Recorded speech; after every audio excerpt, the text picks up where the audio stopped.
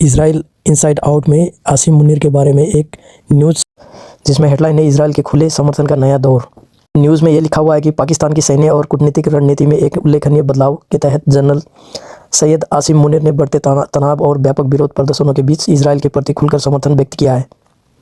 ये उस समय हुआ है जब कई देश फ़िलिस्तीन के समर्थन में खड़े हुए हैं, जिससे पाकिस्तान के भीतर चरमपंथी समूह जैसे जमात इस्लामी और पाकिस्तान तहरीक-ए-इंसाफ (पीटीआई) इजराइल के खिलाफ प्रदर्शन आयोजित कर रहे हैं।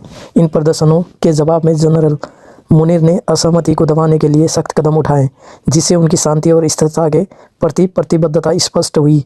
उन्होंने इस्लामाबाद में लगे विरोध शिविर हटाने का आदेश दिया, जिसके तहत सीनेटर मुश्ताक और उनकी पत्नी सहित कई प्रमुख हस्तियों को गिरफ्तार किया गया। इस कदम ने न केवल विरोधों को शांत किया बल्कि ये भी संदेश दिया कि उनके नेतृत्व में इजराइल के खिलाफ असहमति बर्दाश्त नहीं की जाएगी।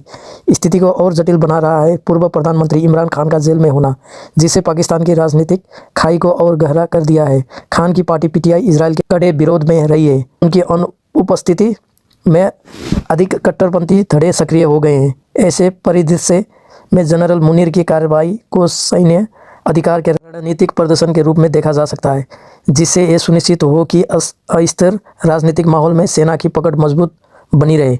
लगातार हिंसा के बीच, जिसमें हाल ही में 20 पाकिस्तानी नागरिकों की मौत हो चुकी है, जनरल मुनीर ने भारतीय प्रधानमंत्री नरेंद्र मोदी से भी संपर्क साधा है, जो मेल मिलाप की इच्छा का संकेत माना जा रहा है।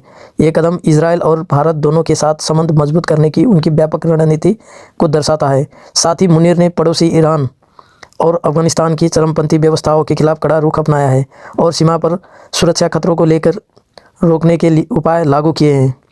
अपने पूर्ववर्ती जनरल कमर जावेद बाजवा के विपरीत, जो अपेक्षाकृत सतर्क दृष्टिकोण रखते थे, मुनीर का इजराइल के प्रति खुला समर्थन पाकिस्तान के सैन्य इतिहास में एक नया अध्याय है। उनका नेतृत्व न केवल पाकिस्तान के लिए बल्कि पूरे दक्षिण एशिया के लिए एक परिवर्तनकारी छेड़ साबित हो सकता है, जो क्षेत्र में स्थिरता और सहयोगपूर्ण भविष्य की दिशा में रास्ता खोलता है।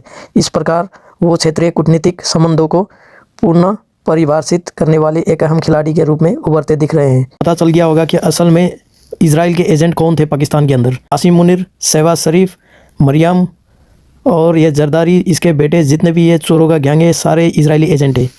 और आप लोगों ने किसी भी हालत में, किसी भी कीमत में इजराइल को तस्लीम नहीं करना है, ये बात याद रखें।